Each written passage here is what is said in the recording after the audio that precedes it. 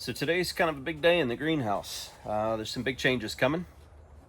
This particular greenhouse is the original one that I built 7 years ago when we first started really playing with hydroponics and getting into market gardening and starting up the microgreens.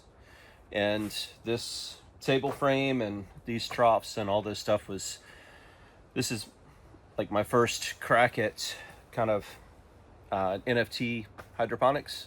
And I have to say the table worked out really well.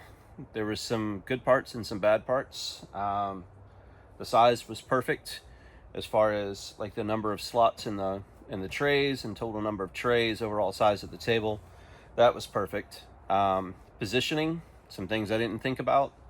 I pushed it up against the edge of the greenhouse, and that's the way it got built, and the greenhouse is laid out around that size. On paper, it worked really well. The reality was that I did not consider that we were going to have to clean the return trough. So the little trough that runs all the water back to the blue bin and then over to the barrel in the ground, that's got to get cleaned like every week, every 10 days at most. And the way we had to do that was rolling up the sidewall and crawling underneath it and then, scrubbing it out with a scrub brush. And it was functional, but it was not by any means optimal. But it got us through 7 years. The entire greenhouse and hydroponic table, everything put together in the first run was like $3,500. And I would easily say that we got our money back out of that a couple times. But now we're graduating up to a 35 by 50 greenhouse on the other property. So as part of that, we have to tear this table down. And there are some bits and pieces, like the lower end rail that are rusted out or, corroded from the salts and the nutrients or whatever. So we're going to take the opportunity to replace bits and pieces of the table, as we move it up the hill that, they're still functional, but they're not in great shape. So we're just going to go ahead and get them swapped out, put new ones in, and rebuild this table. I might add a couple of extra feet to it because we have so much more room to work with over there. But this table design had 360 slots on it. And I mean, honestly, I think that really did the trick. I can't think of a time where we were not producing enough to keep up with demand. But we are going to situate the table up there in such a manner that if we do need to expand, we can just pop off these two end brackets and just add on X number of feet. And then the PVC that you see here that runs the pipes, we literally can just cut into it, add a connector, and add on whatever length we need to. This particular greenhouse, when we first built it, this edge came right up to within like a foot of the end wall. Later, we went back and added 12 feet to either end and increased the size of the greenhouse. And that gave us room for potting, doing soil blocks and microgreen trays. And we've got a rack back here. You can't see it, but there's a rack back here for holding started plants. And we'll keep that here. We're going to move the soil bags in after the table's gone. We'll bring the bags in from outside, get them out of the weather, and we'll be able to stack them in here. Plus, we're going to set up some shelving in here. I don't know, maybe down the side right here for started plants, but also kind of expand our microgreen production during the summer. It's really hard to grow during the heat of the summer, but on either side of the summer, late spring, early fall, we can push out some maximum production via using this space as well. And I don't know, eventually we may tear this one down, but the fan's got a few more years left in them, so we'll probably run them until they fall apart. But we've got a lot to tear down and get moved up the hill, so let's get started.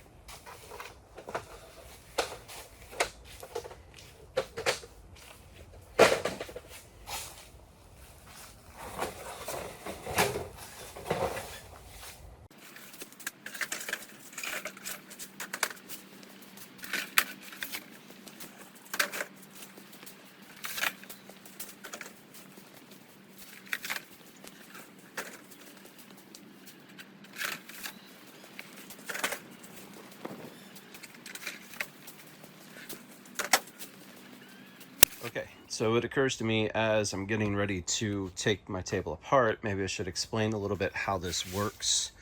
I will say, please don't get hung up on the cleanliness of it, because it ran basically with nothing in it for about the last 45 days because I knew I wasn't going to be using it. So we didn't clean it. Like we weren't concerned with keeping it clean because we knew we were tearing it down and there was nothing actually growing in the table for production. So please just follow with what it does and not how it looks at the moment. Let's start with the barrel. The reservoir is 175 gallons. It holds all the water and nutrient mix.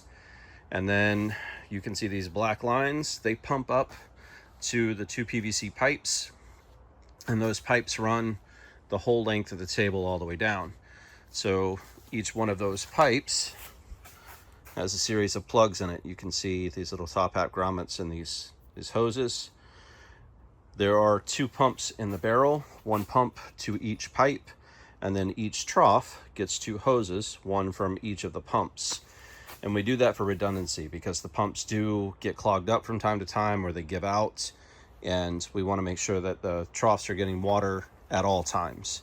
So it gets pumped up through the pipes, through these little hoses, drops into this. Gravity pulls it across the root systems all the way to the end, and you can kind of see underneath the edge right there, there's a return trough. It's basically just a rain gutter, and it drops into this blue barrel, which is what we call a sediment trap. And that sediment trap allows all the trash to float to, or settle to the bottom. The clean water rises up to the top and then through that pipe and then back to the barrel. And the water is reoxygenated through the process of falling multiple times on its way back to the reservoir. So it'll fall out of the trough back into the return, out of the return back into the catch, and then out of the catch back into the reservoir. During the hotter months, we do have to put a bubbler air stone in the trough to help oxygenate it a little bit better. But other than that, the system runs pretty much on its own. With a full table during peak season, we have to top the barrel off with 100 gallons of water about every 7 days. And that, again, that's with 360 heads of lettuce and basil growing on the table. But that's a quick brief on how the table is designed to run. It's a very simple design. We used fence rail at a Lowe's right here. Just simple fence rail connections to build the frame, downspouts to make the pipes or the troughs, and everything else can be found locally. Real quick, you can see the 2 different kinds of trays that we used in the table. These ones on the left, I think they came from Crop King. And these are downspouts from Lowe's. We drilled the holes and bent the ends up to funnel water better. But I don't know, this was like $8 a pipe, and those are, I think, like $24 for a full setup, which is the bottom tray, the 2 top trays, and an outspout. These are not very flexible, so when you pick them up, they don't flex too much, they don't bend. Those are incredibly flexy. They kind of bend really bad when you pick them up. I was not a super fan of the Crop King, which is why we continue to work with the downspouts.